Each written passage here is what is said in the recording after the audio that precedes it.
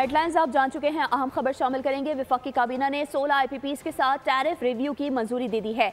IPPs के साथ मुआहदों को असर नौ मुरतब किया जाएगा। ज़राए के मुताबिक नए मुआहदों से खजाने को अरबों रुपए की बचत होगी। ज़राए का बताना है कि एक IPP के साथ मुआहदा मनसूख करने की भी मंजूरी दी गई है।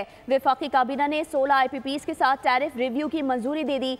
IPPs के साथ मुआहदों को असर मुरतब किया जाएगा। ज़राए के मुताबिक नए मुआहदों से खजाने को अरबों रुपए की बचत होगी। ज़राए का बताना है कि एक IPP के साथ मुआहदा मनसूख करने की भी मंजूरी दी गई है। अहम खबर आपको दे रहे हैं, जहां वफाकी काबीना ने 16 IPPs के साथ टैरिफ रिव्यू की मंजूरी दे दी और आपको बताया कि नए मुआहदों से खजाने को अरबों रुपए की बचत होगी। मजीद तफसीलात जानेंगे फहाद चौधरी से। फहाद, आगाह कीजिएगा।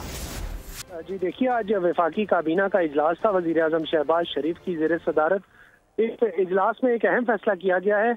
16 IPPs जो हैं उनके साथ टैरिफ रिव्यू की मंजूरी दी गई है वफाकी काबीना की जानिब से। और ज़राए का कहना है कि 15 उनमें से जो IPPs हैं उनके साथ दोबारा मुआहदे किए जाएंगे, जबकि एक IPP जो है पाक चाइना के नाम से, उसके साथ मुआहदा मनसूख करने की मंजूरी दे दी है वफाकी काबीना ने। और इस इकदाम से कौमी खजाने को अरबों रुपए की बचत होगी। इसके अलावा दो अहम फैसले और भी किए गए हैं, जिनके तहत जो एविएशन डिवीजन है उसे वजारत दिफा के मातहत करने की मंजूरी दी गई है, जबकि जो एंटी नारकोटिक्स डिवीजन है, इंसदाद मंशियात डिवीजन है, उसे वजारत दाखिला के मातहत करने की काबीना ने मंजूरी दे दी है।